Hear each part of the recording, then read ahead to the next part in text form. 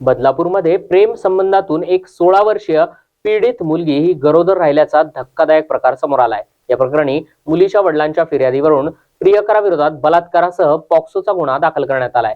संशयित आरोपी अभिषेक कांबळे याला बदलापूर पूर्व पोलिसांनी बेड्या ठोकल्यात। बदलापूर पूर्व परिसरामध्ये राहणाऱ्या एका 16 वर्षीय अल्पवयीन पीडित मुलीचे 20 वर्षीय अभिषेक कांबळे याच्यासोबत प्रेम संबंध होते। यातूनच त्यांच्यामध्ये शारीरिक संबंध प्रस्थापित होऊन त्यातून ही मुलगी गरोदर राहिली। मुलीच्या पोटामध्ये दुखत असल्यानं कुटुंबियांनी तिला दवाखान्यामध्येही नेलं असता ती गरोदर असल्याचं उघड झालंय। यानंतर पालकांनी तिला विश्वासात घेऊन विचारलं असता तिनं अभिषेक कांबळे याचं नाव सांगितलं। यानंतर पालकांच्या तक्रारीवरून बदलापूर पूर्व पोलिसांनी अभिषेक कांबळे या 20 वर्षीय तरुणाविरोधात बलात्कार आणि पॉक्सोचा गुन्हा दाखल करत त्याला बेड्या ठोकल्या। काल एक फिर्यादी त्यांच्या मुलीसह पोलीस ठाण्यामध्ये हजर झाले। त्या व्यक्तीने त्यांच्या अल्पवयीन मुलीबरोबर एका मुलाने प्रेम संबंध ठेवून तिच्याशी